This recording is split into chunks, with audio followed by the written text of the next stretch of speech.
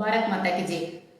தாவேக்காவோட MLA Mustafa இந்த மதத்தை அழிக்கிறதுக்காக தான் நாங்கள் வந்திருக்கோம், களத்துக்கே வந்திருக்கோம் அப்படின்னு தைரியமா பகிரங்கமா மைக் முன்னாடி பேசுறாரு. இது ஒரு சட்டமன்ற உறுப்பினர் மாதிரி பேசுற மாதிரி தெரியல, ஏதோ ஒரு குரூரமான மனநிலைமையில அவர் பேசுற மாதிரி தெரியுது. இதுக்கு என்னுடைய வன்மையான கண்டனங்களை தெரிவிச்சுக்கிறேன். என்னுடைய இந்து மதத்தை அழிக்கிறதுக்கு உங்களுக்கு என்ன ரைட்ஸ் இருக்கு, அதை நீங்க சொல்லணுங்கிற அவசியம் கிடையாது. இன்னும் ஒன்னே இந்த முஸ்தபாக்கு நான் சொல்லிக்கிறேன். ஐயா முஸ்தபா, நீங்க என்ன சொன்னீங்க அப்படின்னா ஈவேராவோட கொள்கைகளை நாங்க பின்பற்றணும், அதனால ஈவேராவோட படங்களை நாங்க வச்சிருக்கோம் அப்படின்னு நீங்க அந்த இடத்துல சொன்னீங்க.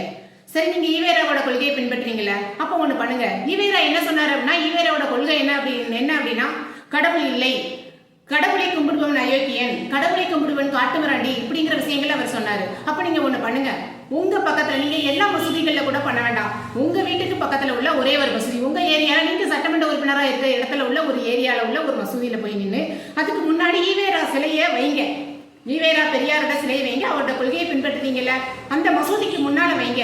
வச்சுட்டு அதுக்கப்புறம் நீங்க என்ன பண்றீங்கன்னா அவருடைய கொள்கைகளை எல்லாம் நீங்க எழுதுறீங்க. நீங்க அவர் எழுதின அந்த அவருடைய வாசகங்களை ஃபுல்லா அந்த இடத்துல நீங்க எழுதி வைக்கிறீங்க. அப்படி நீங்க எழுதி வச்சீங்க அப்படின்னா நீங்க ஈவேரா கொள்கையை பின்பற்றுறதா அர்த்தம். அதை நீங்க பின்பற்றுறீங்களா? மிஸ்டர் முஸ்தபா அவர்களே, எங்களுடைய இந்து தர்மத்தையும் எங்களுடைய மதத்தையும் காப்பாற்ற எங்களுக்கு தெரியும். எங்களுடைய மதத்தை பத்தி பேச உங்களுக்கு எந்த ரைட்ஸும் கிடையாது. உங்களுக்கு என்ன வேலை? ஒரு சட்டமன்ற உறுப்பினரா மக்களுக்கு என்ன கடமையாற்றணுமோ அதை நீங்க பண்ணுங்க. உங்களையெல்லாம் ஓட்டு போட்டு ஜெயிக்க வச்சாங்க பாத்தீங்களா இந்து மக்கள், அவங்கள சொல்லணும். அதுக்காக தான் நீங்க இந்த கேள்வியை கேட்குறீங்க போல. உங்களுக்கு என்னுடைய வன்மையான கண்டனங்களை மறுபடியும் தெரிவிச்சுக்கிறேன். ஜெய்ஹிந்த்.